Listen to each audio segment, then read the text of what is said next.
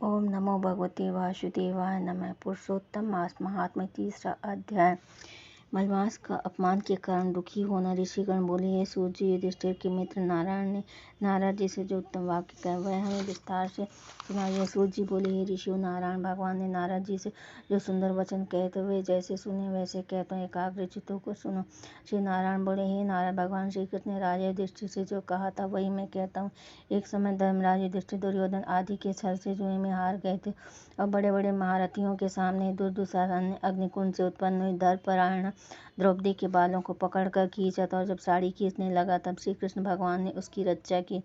तत्पश्चात युधिष्ठिरादि पांडव राज्य छोड़कर काम्य वन को चले गए। वहाँ पांडव लोग उनवासियों की भांति वन के फल खाकर अत्यंत दुख पाते रहने लगे।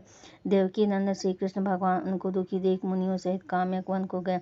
तब युधिष्ठिर, भीम, अर्जुन श्री कृष्ण भगवान को देखकर मानव देह में प्राण आ गए हो झटपट उठे और प्रेम विहलो बड़ी प्रीति से मिले। नकुल सहदेव ने भी शीघ्र उनके चरण कमलों में प्रणाम किया।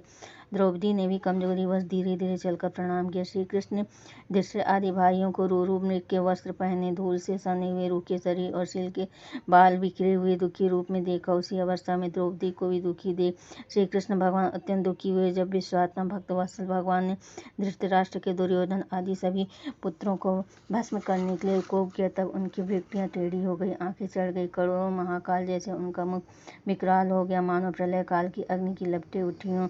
दांतों को पीसते हुए ऐसा प्रतीत होने लगा मानो त्रिलोकी को अभी कोई भस्म कर देगा। जिस प्रकार सीता जी की वियोग से संतप्त होकर रामचंद्र जी को रावण पर क्रोध आया था, उसी प्रकार श्री कृष्ण का स्वरूप हो गया। तब अर्जुन श्री कृष्ण भगवान के स्वरूप को देखकर भय से थर-थर कांप उठा और दोनों हाथ जोड़कर युधिष्ठिर तथा द्रौपदी सहित सब उनको प्रसन्न करने के लिए स्तुति करने लगे। अर्जुन बोले, हे कृष्ण, हे जगन्नाथ, हे नाथ, मैं जगत से बाहर नहीं, हे जगत के रक्षक, आप मेरी रक्षा कीजिए। जिसकी दृष्टि टेढ़ी करने से मात्र ब्रह्मा का भी पतन हो जाता है, उसके कोप से क्या नहीं हो सकता, यह कौन नहीं जानता है। जगतपते, अब संसार करने वाले अपने क्रोध को त्यागिए, इसके क्रोध से संसार में प्रलय हो जाएगी। आप सब तत्वों के ज्ञाता, सब कारणों के कारण स्वरूप, वेद वेदांग के बीज भी ईश्वर श्री कृष्ण, मैं आपको नमस्कार करता हूँ। आप ही चराचर जगत के उत्पन्न करता एवं सब मंगलों के मांगल्य बीज स्वरूप है, सनातन है। आप अपने रचे हुए विश्व का एक व्यक्ति के अपराध के कारण क्या नाश कर दोगे। ऐसा कौन होगा जो मच्छरों के भस्म करने के लिए अपने सब घर को जला दे।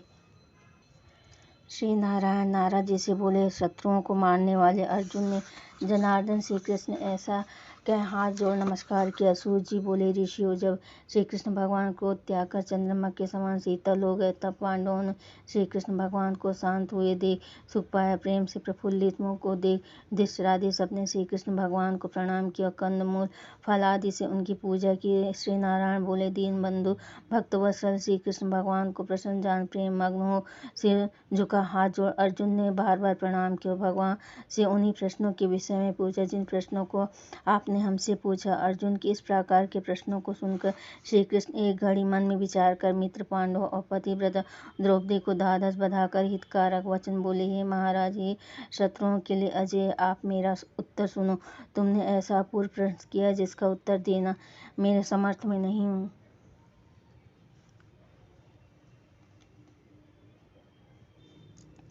यद्यपि इस प्रश्न का उत्तर गूढ़ से भी गूढ़ और ऋषियों को भी अगम है, तो भी हे अर्जुन, मैं तुम्हारे मित्रता और भक्ति के कारणवश अवश्य बतलाऊंगा। हे पांडवों, इसका उत्तर बड़ा पेचीदा है, अतः क्रम से सुनो। चैत्र आदि से जो 12 महीने हैं, शुक्ल और कृष्ण पक्ष, लव 60 रेणु घड़ी, 60 पल या 24 मिनट, याम 3 घंटे का समय, त्रियामा 3 पहर की रात्रि, 6 ऋतुएं, शिशिर, वसंत, ग्रीष्म, वर्षा, शरद और हेमंत, मुहूर्त 12 क्षण या 48 मिनट, दोनों आयन, उत्तरायण और दक्षिणायन, हायन, वर्ष, संवत, सौर, चांद्र, सावन, वाह, स्पत्ति युग, सतयुग, द्वेता, त्रापर और कलयुग तथा पदार्थ से लेकर जितने कालवाचक हैं, एक ही की संख्या से लेकर शंख महाशंख तक आदि नदियाँ, समस्त विश्व के सप्त सागर, क्षीर सागर, लवण सागर, दधि सागर, घृत सागर, सुरा सागर, इक्षु सागर, स्वादु सागर, हृदय अगाधि जलवाने कुंड, कालीयतः आदि प्रसिद्ध कूप, सब विश्व के कुएं, वापी, बावलिया, पल्लव, निर्झर, झरने, लताएं, औषधि मूर्तियाँ, अनेक प्रकार के वृक्ष, बाँस, विविध जाति के पेड़, पीपल, बरगद, नीम, गूलर, परिजात आदि वनस्पति, बिना फूल लगे उगने वाले पेड़, नगर, गाँव, गिरि समूह, गोवर्धन, द्रोण आदि पुरियाँ, पुण्यपतन, ऋषिपत्न आदि ये सभी मूर्तिमान हैं जो अपने विशिष्ट गुणों से पूजे जाते हैं। उनमें ऐसा कोई नहीं है जो अपने अपने अधिष्ठाता देवों से वर्जित हो। वे सब अपने अपने समय में पूजे जाने पर फलदाता होते हैं। अपने अपने स्वामी के सहयोग के माध्यम से वे सभी सौभाग्यशाली हैं। हे अर्जुन, कदाचित उस समय अधिमास आया, उसको सब लोग असहाय, निंदी, अपूज्य, मलमास, रवि संक्रांति से वर्जित ऐसा कहते थे। मल रूप होने से अछूत और शुभ कर्मों के लिए निंदित होने के कारण कांतिहीन निरुयोगी, अत्यंत दुखी, थकी शरीर, चिंता से घिरा, मलमलिन, मुर्दा की तरह हृदय में धैर्य धारण कर मलमास मेरी शरण में वैकुंठ में जहाँ मैं रहता हूँ वहीं पहुँचा। अंतगृह में गया हुआ वह मुझको विनीत भाव से दिखाई दिया।